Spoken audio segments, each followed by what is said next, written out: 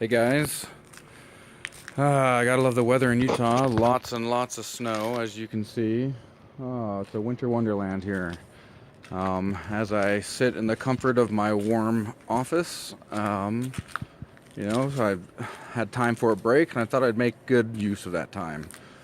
Recently watched the video of Elizabeth Warren. Wow, trouncing all over Tom Price. And what great points she makes.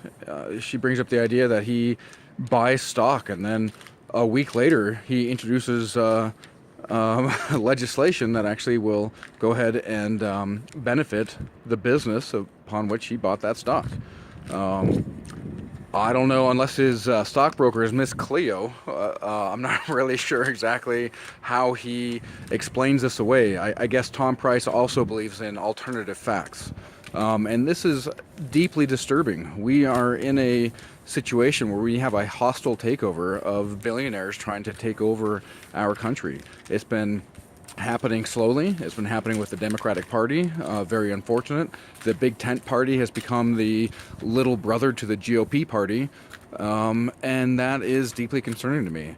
So, before my break ends, just want to get some points off about not just Tom Price, but certain things that Senator Hatch, less than an upstanding gentleman, what he has said about Tom Price. Said he's very honest. Well, I think Elizabeth Warren kind of pointed out how ridiculous it is to align Tom Price with the scale of honesty.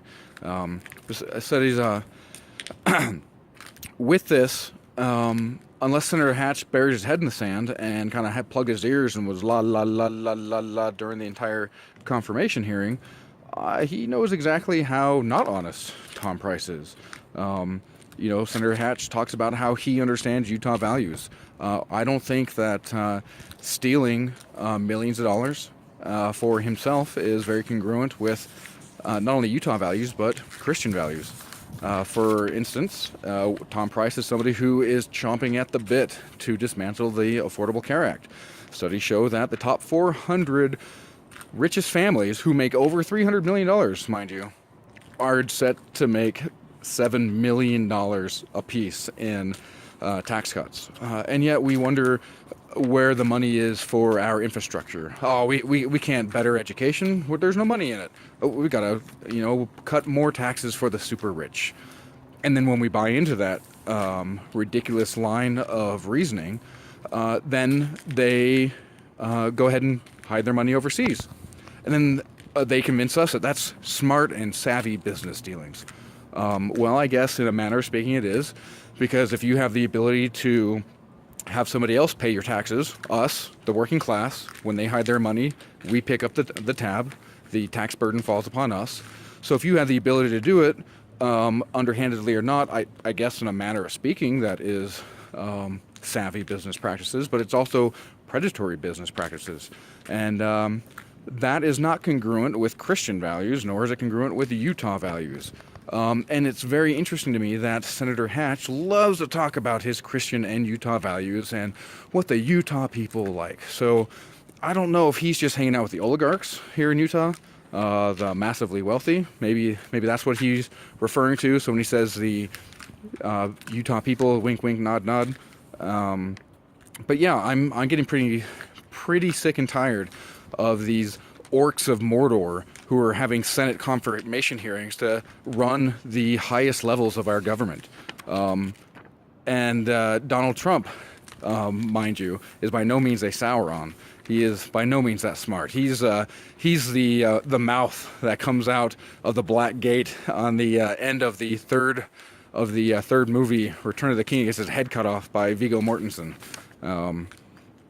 Anyway, let me get back to some things that I wanted to go ahead and mention.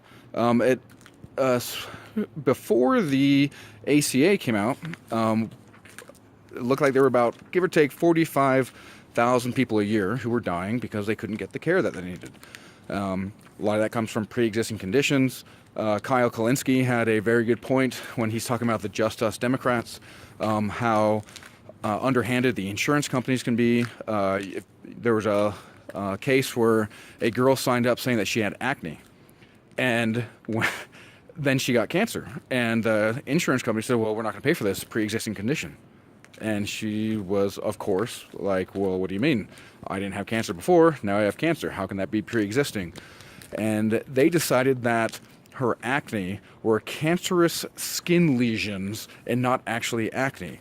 Because this is what the insurance companies do. It's the same thing they do to coal miners in West Virginia, which is why before the ACA came out, it was near impossible for somebody who had black lung to actually get any sort of settlement. It's because they'd go doctor shopping. They go doctor shopping till somebody would finally say, well, this isn't actually black lung. I understand he's been breathing coal dust for 30 years, and before he could breathe, and now he can't breathe, but surely this isn't black lung. And since our rule of law is essentially based off of who can argue the best, well, there you have it. Whoever's got the money and who can argue the best. And so this is deeply concerning to me, because I can argue pretty darn well, but I don't have any money. So then, regardless of my arguing, since I don't have the money to propel me into areas of importance, then my views are non-existent. And then those who can't argue very well, guess what? Your views are even less than non-existent. And that's very scary. It's very scary that we only give credence to the oligarchs, to those who can grease the wheels of the lobbyist, the government to lobbying machine, get out of public, quote unquote, public service, actually public office for their private service, and then go into the lobbyist groups to make millions of dollars for themselves. I mean, why not? Yeah, as they spent time in public office, just like Orrin Hatch, simply looks to line his own golden pockets. How else could he call Tom Price honest when he's blatantly anything but honest? He called Betsy DeVos completely qualified to run the Department of Education.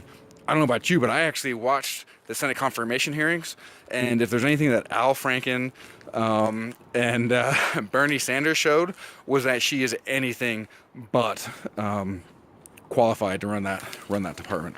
So here's to Just Us Democrats. I don't know if you've heard of that. It's a new launch that's incredibly exciting. Trying to wrangle power back from corporate influence in the Democratic Party to actual people, because people are what matter. Human lives should have a certain amount of equity that we simply acknowledge. And it shouldn't be, well, what has that person done for me? We should understand that there is certain potential. In the same way that Bernie Sanders wanted free college for all. Yeah, I understand that you don't want to pay for that college, but you likely, if you're watching this, aren't going to be the one paying for that. It's going to be the massively wealthy, the people who have hid their money overseas, constantly putting the tax burden on us to pick that up, the people who pay effective tax rates less than their secretaries, and they're making tens of millions of dollars. And that's just, that's not cool. No more of the predatory business practices. I don't think that all corporations or all plutocrats are evil. I highly admire Nick Hanauer, Hanauer. He's a plutocrat out of Seattle. He's got a wonderful TED Talk.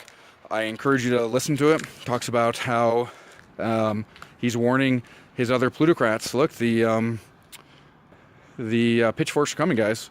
You know, we got to quit being these deceptive, evil people who are just raking the citizens and citizenry over the coals and trying to